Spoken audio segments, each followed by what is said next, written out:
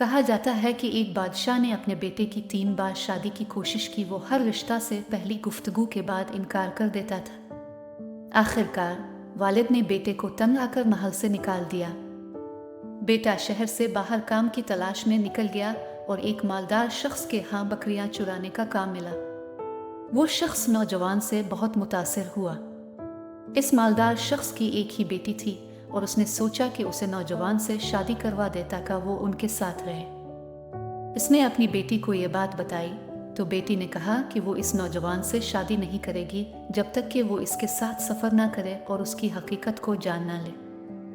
مالک نے نوجوان سے کہا کہ کل تم بکریاں چرنے نہ لے جاؤ، ہم کچھ دنوں کے لیے سفر کریں گے تاکہ کچھ کام نمٹایا جا سکے۔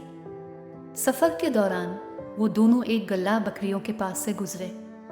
نوجوان نے کہا، کتنی زیادہ ہیں اور کتنی کم ہیں۔ مالک حیران ہوا لیکن کچھ نہ بولا۔ پھر وہ ایک اور گلہ بکریوں کے پاس سے گزرے۔ نوجوان نے کہا، کتنی کم ہیں اور کتنی زیادہ ہیں۔ پھر وہ ایک قبرستان کے پاس سے گزرے۔ نوجوان نے کہا، تم میں زندہ بھی ہیں اور مردہ بھی۔ پھر وہ ایک خوبصورت باغ کے پاس سے گزرے۔ نوجوان نے کہا، مجھے نہیں معلوم کہ یہ باغ ہرا بھرا ہے یا سوکھا ہوا ہے۔ مالک بہت حیران ہوا لیکن کچھ نہ بولا۔ پھر وہ ایک گاؤں میں پہنچے اور پانی طلب کیا۔ لوگوں نے انہیں دودھ دیا۔ نوجوان نے خود پیا اور پھر مالک کو دیا۔ پھر وہ ایک اور گاؤں میں پہنچے اور پانی طلب کیا۔ لوگوں نے انہیں پانی دیا۔ نوجوان نے پہلے مالک کو دیا اور پھر خود پیا۔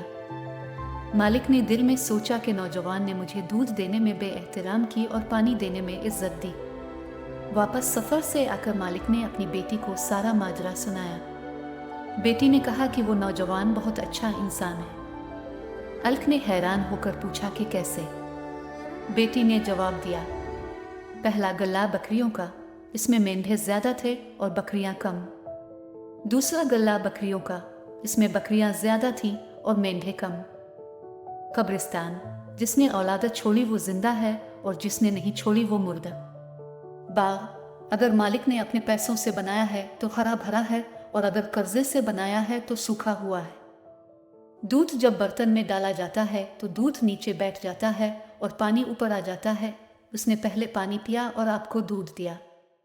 کنویں کا پانی، صاف پانی اوپر آتا ہے، اس نے آپ کو پہلے دیا۔ مالک نے بیٹی کی باتیں سن کر نوجوان سے اپنی بیٹی کی شادی کروا دی۔ شادی کے بعد جب نوجوان اپنی بیوی کے پاس آیا تو اس نے اس کے سر پر ہاتھ رکھ کر پوچھا، یہ سر کس کا ہے؟ بیوی نے جواب دیا، یہ میرا سر تھا اور اب تمہارا ہے۔ نوجوان نے کہا، سفر کے لیے تیار ہو جاؤ، میں بکریاں چرانے والا نہیں ہوں، میں بادشاہ کا بیٹا ہوں اور میں تمہاری تلاش میں نکلا تھا۔